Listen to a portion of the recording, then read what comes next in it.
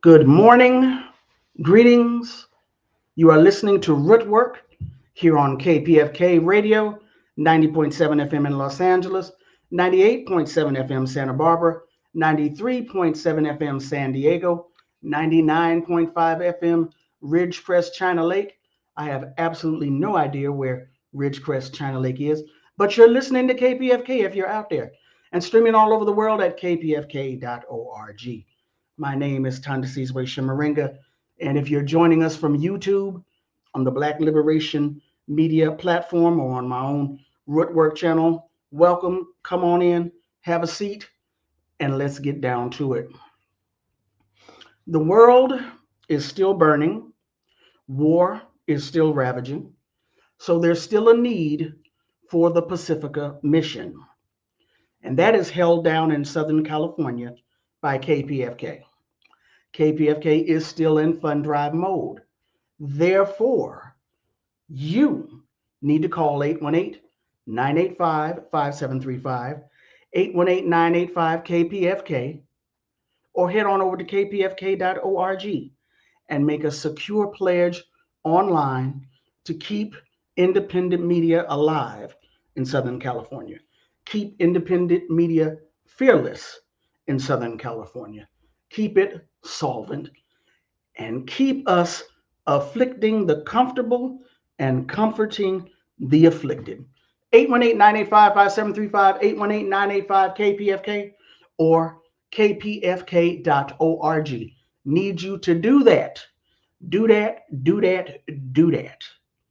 Even if you're watching on the Black Liberation Media platform, still need you to do that. Particularly if you are watching from Los Angeles or from the state of California. 818-985-5735, 818-985-KPFK. Now, there will be no news headlines today.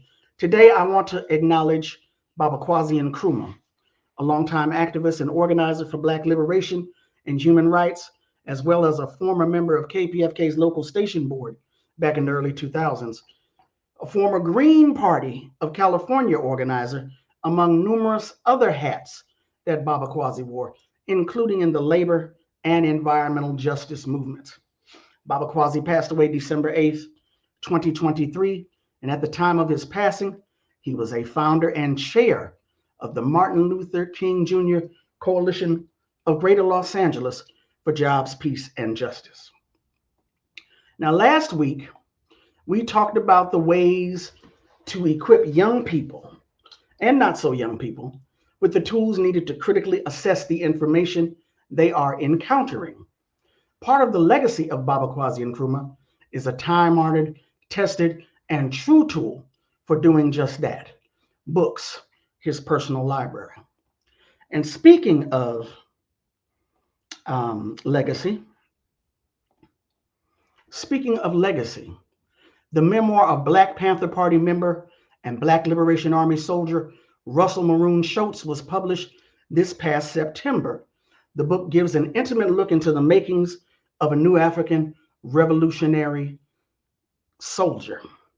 His children, Russell and Sharon, join us on this segment where we talk about Baba Kwasi Nkrumah. Just give me one quick second. Here we go.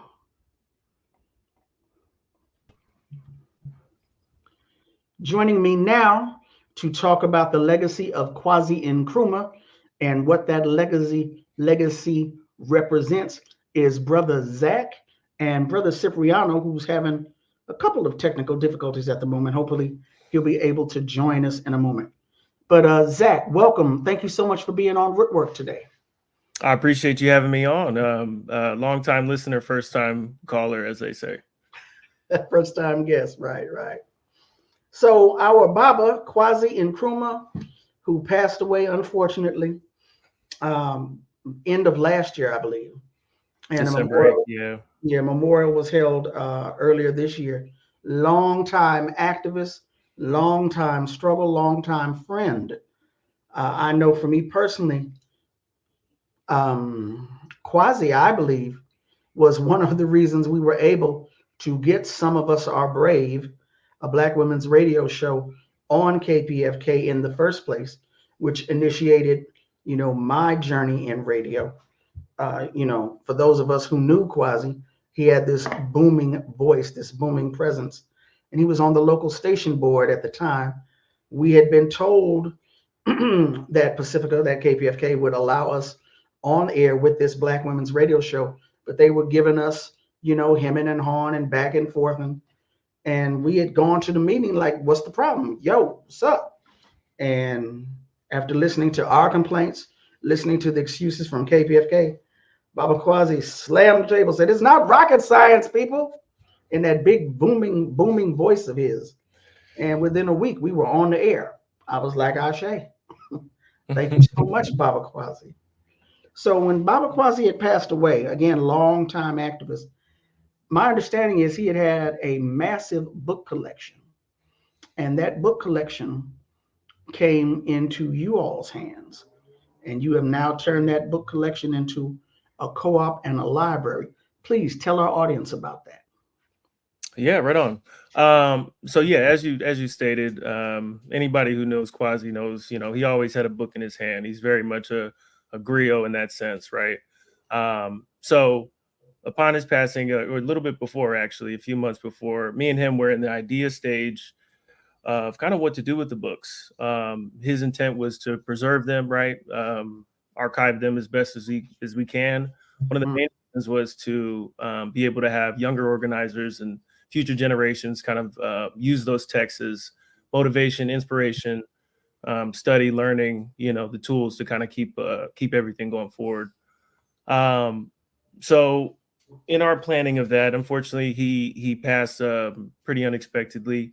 And then speaking to his family, his son Sadiq, they were gracious enough to, give over the books as far as intent and everything based on our conversations that we've had, given over the intent to myself as far as to, plan out this library, understand what to do with it.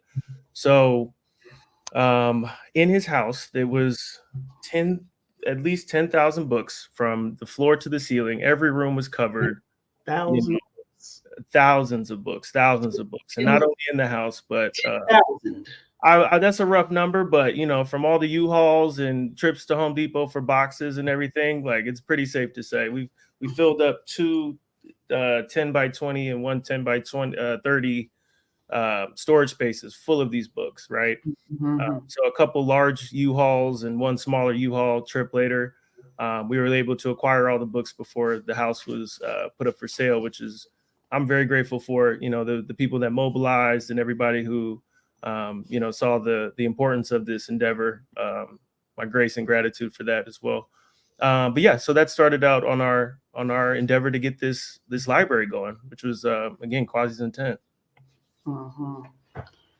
And so, not leaving it to the family per se, and no shade, no disrespect, but basically needing someone who's going to be able to administer it for the community. And I guess the family, for whatever reason, decided it would be best if others would do that. And that's where you all came in. Yeah, correct. We've had some, a lot of conversations as far as, again, just plans, a way to really preserve and, make sure that information is put into the right hands. Right. So, it's very honored, and based on me and Quasi's conversations and him talking to his family, they felt that it was best to leave it with us. Now you're calling it Black Lantern. You're describing it as a co-op and a library. What is the co-op aspect of it? Correct. So Black Lantern Books, the name deriving from the Black Lantern from the Underground Railroad. That was used as kind of a symbol to, light the way. That co-op idea is really, the library is the main thing, to be able to have a community space where people can come and, access this knowledge. And then the co-op is acting as more or less the business side of it, where we are able to, sell more books and, create an expansion on this knowledge and expansion on the archive. And then also hold events, hold space for, Black organizations to be able to meet, be able to have space. Because as we know, it's getting a little bit more dwindling as time goes on. So Just wanted to make a community space specifically for, the pursuit of Black liberation. Mm-hmm. And now, as one of your first events, or as one of your initial events, you have invited Russell and Sharon Schultz to come and speak on the memoir of their father, Russell Maroon Schultz. That memoir just published by Hatchet Books, called I Am Maroon. Is that correct? That is correct. Our inaugural fundraising support event is going to be, the I Am Maroon book launch, what we are honored to do. Keeping up with the legacy of honoring our elders, our, historical figures that have, put it all on the line for us. It ties hand in hand with what our goals and initiatives are as a collective, as a, Quasi would see it as a legacy. And again, we're honored to be able to hold space for this. So why don't we do now bring on Russell and Sharon Schultz, and they can talk a little bit more about this new book that has come out, Memoir of Their Father, I Am Maroon. Greetings, Russell. Greetings, Sharon. Thank you so much for being on Rootwork today. Greetings. Thank you for having me. Thank you for having us. Let me ask real quick, because I got the electronic version of the book. As I sit here right now, I am battling gout. Gout is winning, so I haven't been able to devour the book as much as I wanted to. So I have not read the book, but I do have some understandings of how the book came about. Before we talk about that, though, can you tell me, Zach, Russell, Sharon, how your relationship came about? Don't everybody speak at once. Go ahead, Zach. You can, or if you want to. Yeah. So a friend of ours who's also involved in the collective, Natalie, is the one who was in contact with the Schultz family. And we haven't had the pleasure to be in correspondence yet, but Natalie's definitely that piece to pull us all together. Basically, go ahead. I'm sorry. Basically, our on the ground and grassroots and revolutionary West Coast connections, all the way from Seattle down to LA, made these connections. Okay. And you're scheduled to come to Los Angeles November 6th. That's the day after the Empire's election. Mm-hmm. That is correct. And we look forward to it. And of course, we will be bringing the tour to LA.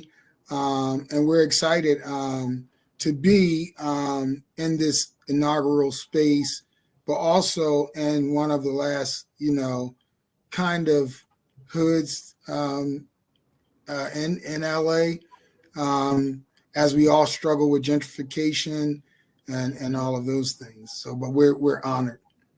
Okay. I'm gonna bring Brother Cipriano of Black Lantern up also. Hey, brother, are you with us? Or are you frozen? You there? Uh-oh. There's a delay. There's a delay once again. Okay, I'm gonna go back to y'all. Sharon, can you talk to us about how the book came about? Yeah, the book really came about with me running into some people that actually knew my father, some, Black Liberation Army, Black Panthers, members of the Black Panther 21. I had ran into Safia Bukhari and Ali Bey Hassan. And this was 1990, and I was, around 23. So, there was a tribunal going on in New York City. It was on the hills of Dhoruba bin Wahab being freed, as well as, Nelson Mandela, coming to the United States. And Right. as a result of that, these people knew my father. There were stories they knew that I never knew, only knowing him from behind bars. And as a result, it allowed me to press my father about who he really was. And as a result of that, we began corresponding until we had this family document. And afterwards, at some point, that document was then used to help him get out of solitary confinement. Particularly, Kanye was brought in through Fred Ho, and that collaboration with the family document is now what you have as I Am Maroon. The memoir of Yes. Maroon Schultz, member of the Black Panther Party and the Black Liberation Army. As I said, I was skimming through the book and I saw where Maroon had been, working class before he made the decision to join the Panthers and the Black Liberation Army. My understanding is that Kwasi was not a member of the Panther Party, but at some point he was a union organizer. Is that correct? Do I have Yeah, that right? Kwasi was a member of SNCC, more specifically. Yeah, so that's his organized history, and then multiple Black student union collectives, and then definitely more community organizing in the LA area, DC. He's had a long life and a long history, so he's kind of been everywhere. Mm-hmm. So Sharon and Russell, as your father's working class, and at a certain point, he decides to make a commitment to revolution, to the Black liberation struggle, through the Black Panther Party and the Black Liberation Army. But you're saying you did not know that aspect of your father's story? You were not part of that? You weren't a part of his life at that time? I was always a part of his life, but was never a part of the history and the details of his origins, the organization with the Black Unity Council, and then moving into the armed struggle piece. We knew that he had escaped twice while we were young. We knew the headlines in the newspaper, but we never really knew the entire story as we know it today. Mm-hmm. I'm wondering kind of what that's like when you're young and your parent who has been taken away from you, incarcerated, escapes. Does he get word to you? Does he come to visit? Are you brought to visit him in a safe house?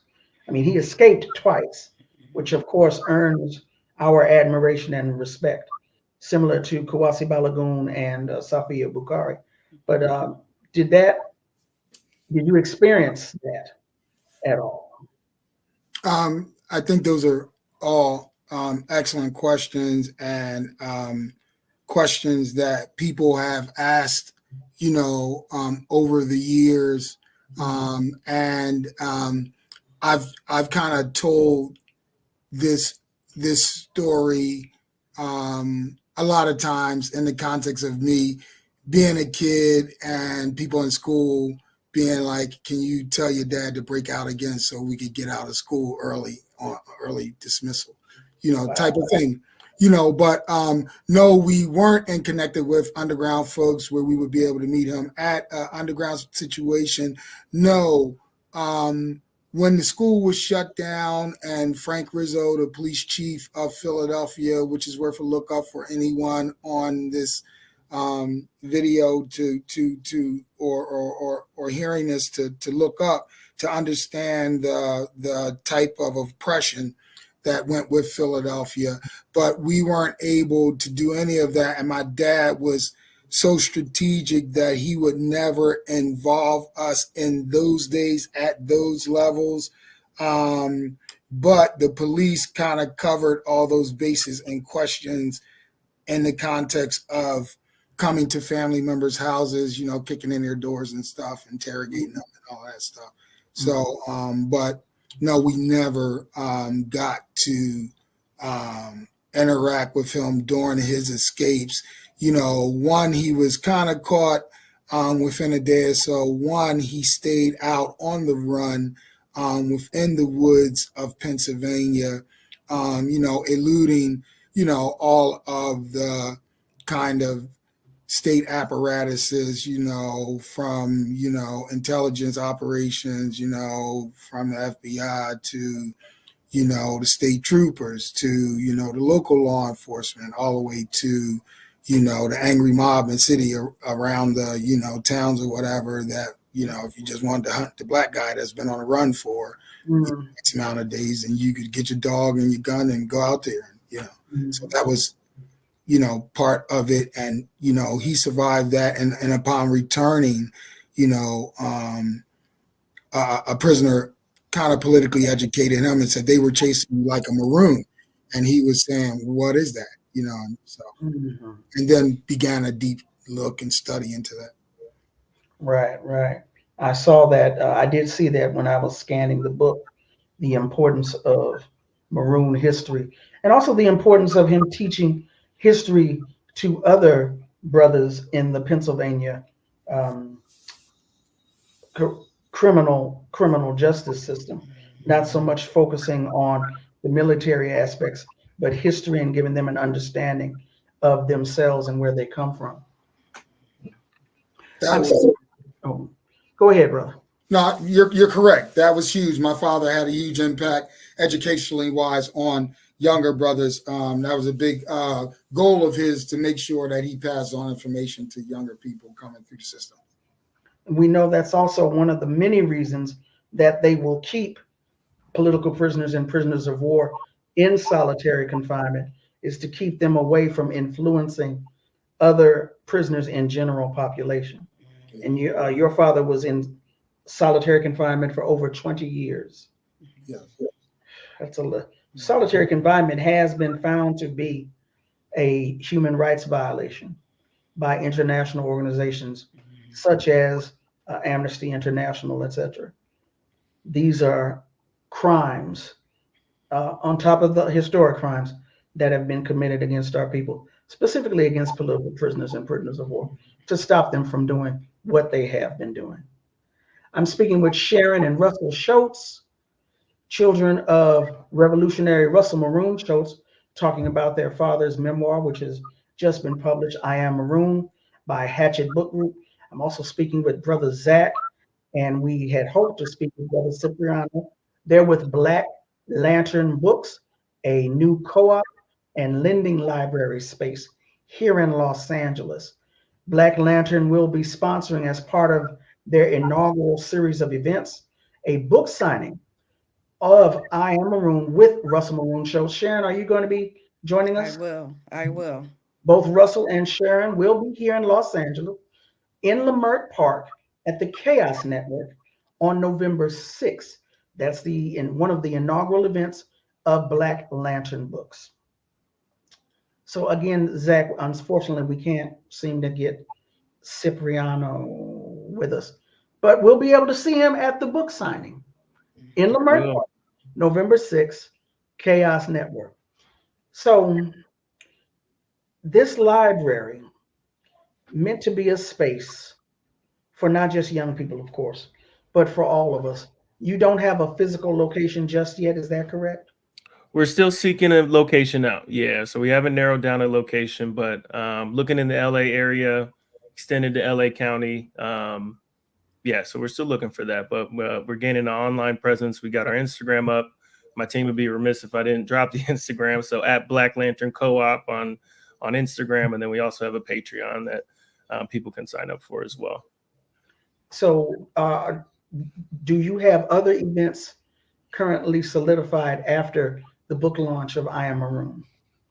Not immediately after. We do have some stuff planned out for 2025, but just right now seeking out events that kind of align with, the meaning of the legacy library and everything like that.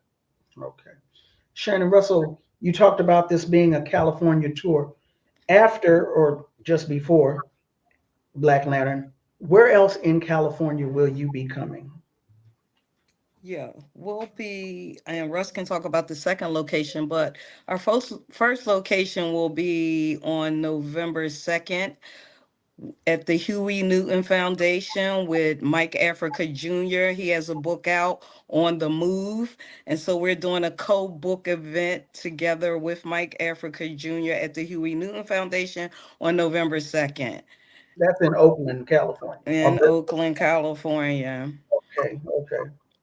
Huey Newton Foundation, Frederica Newton. Correct. Widow of Huey Newton, president of that.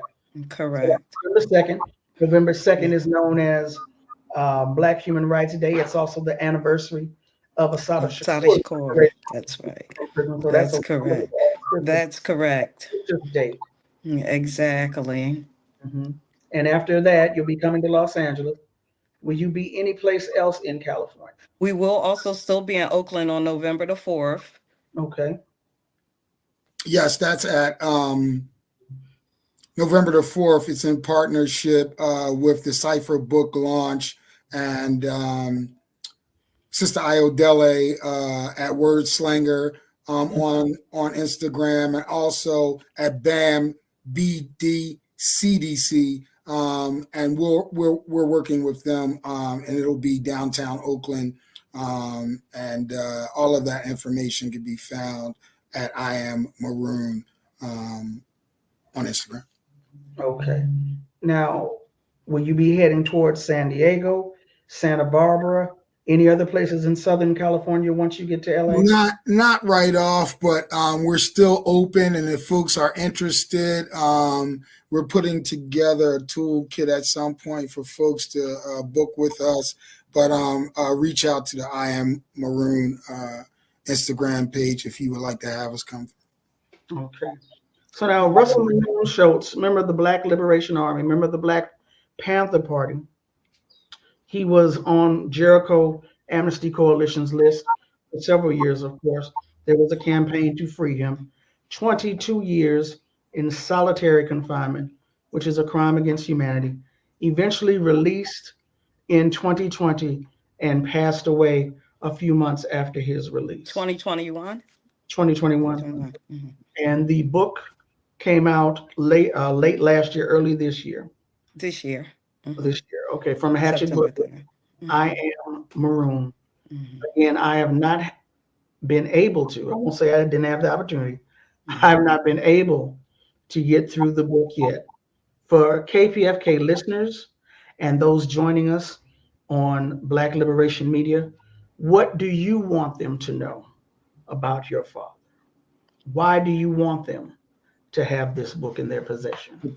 I think there are probably a myriad of different, reasons and things that I could point out about the book and my father and his exploits. And those who kind of know my father and have supported his work over the years kind of always wanted to know how he escaped from prison multiple times. And so that's just what it is. And people really, really kind of thirst for that. But my father had a book out before this, Maroon the Implacable, which kind of set the tone for people to see his theoretical prowess, on display, and his sheer determination and will, almost larger than life kind of character with a huge amount of vulnerability and transparency, and just an ability to cross over lines and communities and ideologies, and to continue to transcend in spaces that weren't comfortable and easy.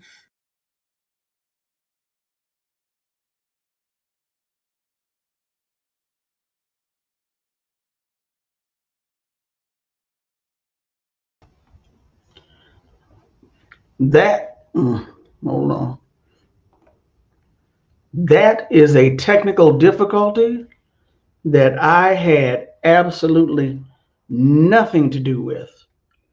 I don't know if that was an electrical surge or what.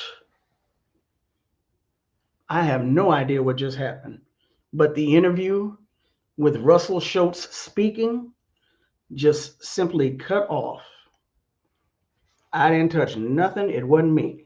But we're going to keep it moving just in case y'all are still out there. KPFK, 90.7 FM in Los Angeles, 98.7 FM Santa Barbara is in its fall fund drive mode through the end of October.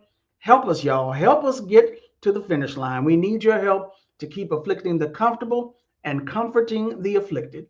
Join us by calling 818-985-5735, 818-985-KPFK, or kpfk.org, and make a secure pledge to this station. Now, again, that was an interview with Russell and Maroon Schultz, as well as Brother Zach of Black Lantern Co-op. I have no idea what just happened. It was not me. I'm usually text spicy, but I promise you it was not me. Hopefully this next segment will go as planned with Taina Vargas. Now we've got an election breathing down our necks, and in addition to deciding who will be a better facilitator of genocide, overseer of this empire, we've got local and statewide races we need to pay attention to. One of those races is Proposition 36, which could lead to an unnecessary increase in California's prison population. I asked Taina Vargas, founder of Initiate Justice and currently the director of Initiate Justice Action, to break it down for us. Whew, not cool, not good at all. But we're going to be all right. We're going to get it together. Here with me now is Taina Vargas. She is the founder and director of Initiate Justice. Thank you so much, Taina, for being on Rootwork today. Thank you so much for having me. And just to clarify, I'm with Initiate Justice Action, our 501c4 arm. Okay, gotcha. My bad. I'm sorry. But I wanted to ask you, please let our audience know about Initiate Justice and the Action arm. What is it that the organization is about, and what do you do? Absolutely. So Initiate Justice, we have a 501c3 and a 501c4 arm. I founded Initiate Justice, the C3, in 2016 with the intention of ending mass incarceration in California by activating the political power of people who are impacted by it. So what that means is we train and mobilize people who are currently incarcerated, formerly incarcerated, or people like me who have incarcerated loved ones. In 2021, we launched a 501c4 called Initiate Justice Action, where we mostly focus on, some more of the actual partisan electoral work. So what we do is we train people who are on parole on their voting rights. A lot of folks who are on parole don't know that their right to vote was actually restored in 2020 under Proposition 17, which we worked on. So we help folks register to vote, and then we break down what's on the ballot. So we do things like candidate endorsements. We make recommendations on ballot measures, which I know we're going to talk about during this conversation as well. But we do it through the lens of, people who are actually impacted by incarceration. And we analyze, elected officials voting records, their statements on public safety issues, whether or not they accept campaign contributions from law enforcement. That way people who are impacted by incarceration have a meaningful way of holding our elected officials accountable. And in a nutshell, the 501c3s are nonprofit organizations. Donations are tax deductible, but one of the stipulations is they cannot lobby, whereas the 501c4s are specifically to lobby, and donations to them are not tax deductible, correct? Right. I mean, C3s can do some lobbying, but there's a limit on how much lobbying they can do, but they can't do any partisan politics. So that means, saying vote for this person or vote for that person. They're not allowed to do that at all, but with the 501c4, we can. So we do make recommendations in certain electoral races. Okay. Now, your organization organizes people who have been directly impacted by the criminal justice system here in California, specifically many of whom are currently incarcerated. Yes. I heard years ago, and I don't know if it was a lie or if it was the actual truth, but I heard years ago that one reason why people were in favor of disenfranchising people who had been formerly incarcerated was so that they would not come together and recognize their political or voting strength for quote unquote criminal activities. I'm like, okay, fine, whatever. You're working with people who are currently incarcerated. Yes. What are the concerns, electoral concerns, if you may, of folks who are currently incarcerated? Right. So folks who are currently incarcerated in state and federal prisons in California, unfortunately, do not have the right to vote right now. That's something that we're working towards changing. However, people who are incarcerated in county jails or local detention facilities, people who are on county probation or who are on federal probation, and most recently, people who are on state parole, do have the right to vote. So I just wanted to lay the voting rights out there before I got into that conversation, because there's a lot of, myths and misunderstandings about who does have the right to vote. But I think that I would agree with the sentiment that the right to vote was taken away from people who are impacted by incarceration because they do want to limit their political power. Now, they might, say something that is completely rooted in misinformation by saying that, it's to benefit quote unquote criminal activity. I would not use that language. However, what I do say is that people who are incarcerated, people who are formerly incarcerated, are just that. They are people. So, they run the gamut from all types of, political persuasions and identities. They're definitely not a monolith. Some, prioritize one public policy issue over another, just like any other, individual. So there are plenty of people who I know who've never been incarcerated, who I don't agree with their political views, right? But that doesn't mean that they should not have the right to vote. The United States is actually one of the only democracies in the world that has such strict voting rights restrictions for people who are impacted by incarceration. Many democracies, like Japan, Canada, a lot of countries in Europe and Scandinavia, never take away a person's right to vote because they're incarcerated. The United States is the only country in the world where you could potentially lose your right to vote for life because you're incarcerated. And I'll just say, one of the reasons for that is because our history of slavery, right? Once slavery was abolished, they had to create new ways of disenfranchising people of color, specifically Black folks. And California is a really interesting case because we like to say, well, technically, we never had slavery in this state. However, that's untrue. Our state constitution says the same thing as the 13th Amendment in the federal constitution, which slavery is illegal except for punishment of a crime. So in California, there's a very clear racial disparity in how it pertains to felony disenfranchisement. So in California, only about 6% of the total population is Black, but about 28% of the incarcerated population is Black. So, Black Californians are much, much more likely to have their right to vote taken away from them because of a conviction or because of being incarcerated in state or federal systems. So it's, very clear that this was an attempt to take away the rights and the political power of a certain demographic. And that's why we worked really hard against that. So in terms of how we empower people who are currently incarcerated, although they don't have the right to vote, there are plenty of other ways that they can be civically engaged. So things that we do include sending newsletters with policy updates, letting them know what legislation is moving through Sacramento as it pertains to people who are in prison. We give them opportunities to write letters of support or opposition for certain pieces of legislation.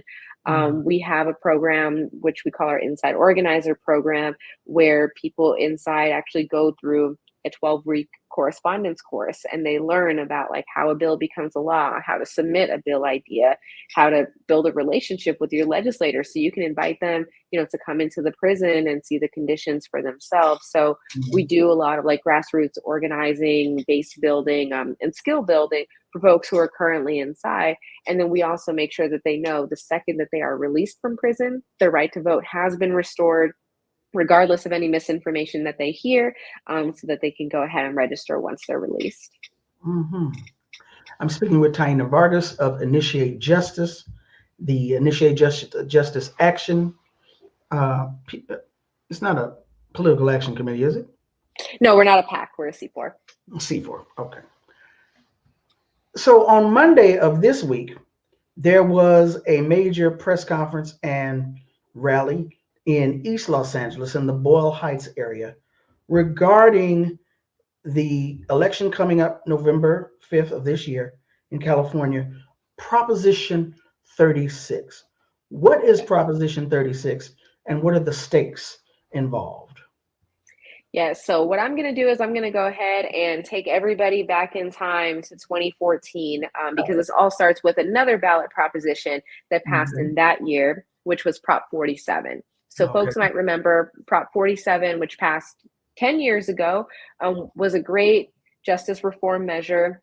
It reduced our prison and jail population by reclassifying certain what they call wobblers, so meaning a crime that could have been charged as a felony or a misdemeanor. It was automatically reclassified as a misdemeanor. So that included a few different things such as, theft and simple drug possession. Over the last 10 years, it has resulted in incredible cost savings from the reduction in the prison and jail system. Over the last 10 years, we've saved over around $800 million, which has gone directly into K through 12 schools, mental health services, drug treatment, and it's had plenty of positive impacts. And study after study has shown that Prop 47 has not had a negative impact on public safety, meaning that it has not caused an increase in crime. However, ever since Prop 47 passed, law enforcement entities, big corporations, the Prison Guards Association amongst them, were very upset by this reform measure, and they have been trying to take it down for the last 10 years. And that is what Proposition 36 is, which we are getting now. They just won't let it go. They've been doing this for 10 years. No, they have not let it go. And I guess, persistence is key. It took 10 years, but they finally got something on the ballot to try and repeal Prop 47. So what Prop 36 would actually do is it would reclassify certain offenses as felonies, and it actually creates new felonies as well. So under Proposition 36, simple shoplifting can be considered a felony, which somebody can get arrested and sent to jail or even prison for. Simple drug possession will be classified as a felony. Let me go back for a minute. So under Prop 47, shoplifting was... It's a misdemeanor if it's under the amount of $950. So they get a ticket and just let go. They get a citation and they would have to appear in court, and face whatever consequences you face if you're being charged with a misdemeanor. However, if the amount they're stealing is more than $950, or if there's other aggregating offenses, like if they harm a person or harm property, or if there's a reason to believe they might not appear back in court, then they can actually be arrested. So law enforcement does have tools to arrest people now. However, they're behaving as if their hands are tied and there's nothing that they can do to hold people accountable through the legal system for shoplifting. And they're blaming Proposition 47 for that. So Prop 36 would make simple shoplifting, regardless of the amount, is that it? An arrestable offense? Or would it be a different amount? Or the amount would be $50 now. But I mean, those of us who are living, everything is more than $50 these days. So, theoretically, somebody's trying to steal a couple packs of diapers or food, to feed their family could be charged with a felony. And it creates a new felony, which is called a, quote, treatment mandated felony, meaning certain offenses related to drugs could require that a person is sent to drug treatment. And it would be essentially like jail, a locked facility. But the main issue with that is, one, forced treatment is proven not to work. It has to be voluntary in order for it to be effective. And then two, there's no funding for this forced drug treatment in Proposition 36. In fact, what Prop 36 would do is reverse these cost savings that we have been winning over the last few years under Prop 47. So we would actually lose hundreds of millions of dollars that's currently being used for things like voluntary treatment, reentry services, mental health care. So this is essentially an unfunded mandate and would effectively fill up our jails and prisons, It's estimated that over the next 10 years, we'd see about 1.5 million more people in county jails, about 100,000 more people in state prisons. It will cost hundreds of millions of dollars at the state and local level each year to implement, and then also drain our already low resources when it comes to, voluntary drug and mental health treatment. And I think the last thing that I'll say on what Prop 36 would actually do is, it's being framed by its supporters as something that is going to address a perceived increase in the quote unquote smash and grabs or organized retail theft. However, we should note that those things are already felonies. So Proposition 36 wouldn't actually change those things at all. It would really just impact the people who are committing like the lower level, crimes of survival, crimes out of poverty, and then exacerbate, the issues of poverty, mental health, and drug use issues by removing resources that are already stretched far too thin in our communities. And what it would also do is give the appearance of quote unquote being tough on crime, specifically, right? The appearance of this is what we're going to do regarding these smash and grab groups that are just right. out of control and wreaking havoc on our society. Right. And, this is something that I think is a typical trick that we see from law enforcement, right? Because what is actually happening is it's a failure of law enforcement to keep us safe. They do already have the law on their side and tools and money at their disposal to arrest the people who they feel like they need to arrest. But the problem is we can't arrest ourselves out of these issues. And that's what they're failing to acknowledge. The reason that, people are feeling less safe is because our communities are under-resourced. Something that doesn't get talked about at all is the fact that our communities are just emerging out of a 4-year-long pandemic where we lost life, we lost wages, we lost a sense of community. People are still struggling with like all of the isolation coming out of being locked down for so long. And because of that, we are seeing our community struggle. But we're completely missing the mark. We're misdirecting the conversation. And we're saying, if you want to feel safe, we need to lock up more people. The problem is these reforms over the last 10 years. But if the problem was Prop 47, why didn't we start to see these increases in 2015, 2016, 2017?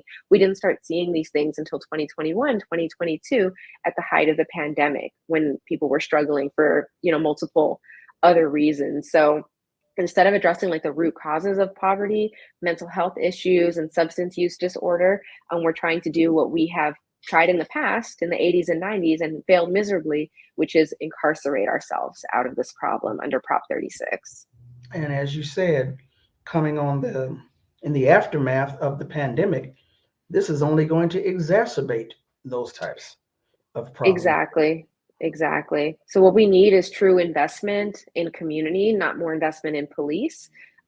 If we want to, for all of us to feel safe, because, I'll share, and I share about this all the time. Like I'm directly impacted by, folks with substance use disorder. I lost my mother to overdose. My father had a substance use disorder for many years. My sister is still struggling with substance use disorder. And the only time anybody in my family ever got care was after they were arrested. They had to essentially break the law in order to get access to care first. And they were forced into a rehabilitation center that was not effective, So what we actually need are, like an expansion of high quality rehabilitation services, because there are some that are available for low income folks, but let's be real, those are not high quality centers. They have really low success rates because they don't have the resources that they need. So we need to robustly invest in drug treatment and rehabilitation centers. We need to robustly invest in mental health. But also when we're talking about the issue of homelessness, there's this misconception that most people who are houseless are dealing with mental health or substance use issues. That's less than half of the houseless population. Most people who are houseless it's just because they can't afford to live. The rent is too high. People are facing eviction. The cost of living is way too high. So what we really need to do to address houselessness is address the skyrocketing cost of living. My goodness. Tina Vargas. And this is just a conversation on Prop 36. Okay. Right. In the time I feel very strongly about this in case that wasn't clear. No, thank you. It's needed, it's necessary. But I guess I'm talking to the audience. Do you see how much is involved and is behind the scenes and at stake with this one proposition? Please let our audience know some of the other work and programs currently of Initiate Justice. Right. So we work on various pieces of legislation each year, mostly around, trying to end mass incarceration, trying to restore rights of people who are impacted by incarceration, because we believe that those are the things that truly make a community safe, is when the people who are most vulnerable have access to the resources and care that they need. A statistic that I'll share in LA County, for example, is that 1 in 5 of all unhoused people are people who are formerly incarcerated. So it's very clear that this is like a very high risk population that is not receiving the care and resources that they need in order to re-enter successfully. So we have worked on, a series of different bills, from bills around expanding access to educational and rehabilitative programming for folks inside. We have worked on legislation to end medical and dental co-pays for folks who are incarcerated. We've worked on bills to expand access to visiting, because a connection with your friends and your family and your loved ones is a very strong indicator of reentry and success. Let me stop you. What I meant was, in addition to Prop 36, is there anything else you want our audience to be aware of in terms of the ballot this year? Oh, absolutely. And thanks for the clarification. So there's another proposition that we're asking folks to vote yes on, and that is Prop 6. So Prop 6 would remove the language around involuntary servitude from the California state constitution. And I referenced that earlier. Currently in our California state constitution, it says slavery is legal or illegal, except for the punishment of a crime. And we have language around involuntary servitude. So anybody who has been to jail or prison knows that they can literally force you to work. You can face consequences such as disciplinary actions like write-ups. You can even have time added to your sentence. And that work that you're being forced to do is not paid most of the time. Or if it is paid, you get a very small amount, something between like 8 cents or 39 cents an hour. And if you owe restitution, they take 55% out of your wages to pay towards 55% of your 8 cents per hour. Yes, correct. Yes, they do. So what Prop 6 would do is it would strike that provision from the California state constitution, which allows for involuntary servitude. So, there is just kind of like the moral and symbolic aspect of not having slavery in our constitution anymore, which would be great. But then the practical aspect would mean that folks who are currently incarcerated would no longer be forced to work. They could choose to work, or they could choose to do things that might be more meaningful towards their success, like going to school or participating in a rehabilitation program. But they can still work, because most folks who are incarcerated do want to. They do want to earn, some type of wages and be a less of a burden on their family and be a bit more independent. So we're definitely encouraging folks to support Proposition 6 and formally end involuntary servitude in California. And at the same time, I wonder, you couldn't get a job on the streets, but you have an opportunity to work in jail, in prison. Right. That's crazy. I mean, and it's similar to, the drug treatment conversation that I was referencing earlier, where so often folks who are, struggling on the outside don't get any access to care until they get arrested. And then, they're forced into some kind of treatment. And hey, for some people it works, right? But you shouldn't have to be arrested in order to get access to care. Absolutely. Absolutely. Taina Vargas, for those in the audience who want more information on your organization, on the various ballot measures that you have worked on and or supported, if they want to get involved with your organization, how can they do that? So if folks want to get involved in stopping Proposition 36, they can visit our website, which is peopleagainstprop36.org.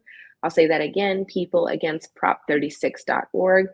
We have many canvassing and phone banking opportunities. Folks can also contribute to the No on Prop 36 campaign, anything, helps at this point. We're less than 3 weeks away from the election. If you want to support Initiate Justice Action and the work that we do, you can visit our website there, ijaction.org, or follow us on social media. We're on Instagram, TikTok, and Facebook at IJ_action, and all of our action opportunities and recent campaigns are available there as well. We've also put out a voter guide, if I can, plug that. So we make recommendations on all the California state ballot propositions, not just the ones related to justice reform. And we also make recommendations on all of the candidates who are running for state senate and state assembly. And that's available on our website again, at ijaction.org. Taina Vargas, thank you so much for being on Rootwork today. Thank you so much for your work, and thank you for being on Rootwork today. Thank you for having me.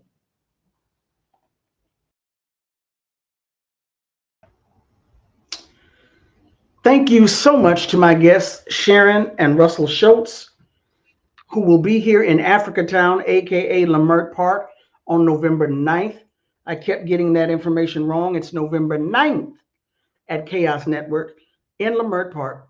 Thanks to Brother Zach and Cipriano. Extra special shout out to Black Lantern Co-op for keeping the legacy of Baba Kwazi Nkrumah alive. Thank you, Taina Vargas of Initiate Justice Action. Gangsta Boogie, GB Gary Baca on the board. Thank you to you for listening and for watching. Join us, become a member, help us to keep afflicting the comfortable and comforting the afflicted. Join and become a member of KPFK by calling 818-985-5735, 818-985-KPFK. Go to the website now, kpfk.org.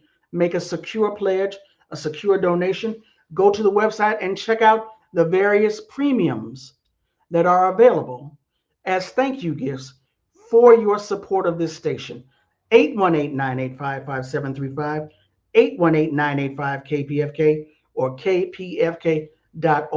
Again, thank you so much for listening. If you joined us on the Rootwork channel or the Black Liberation Media platform, thank you so much for hanging with me. Appreciate you. My name is Thandisizwe Chimurenga. I will catch you all later. Stay safe. Peace out.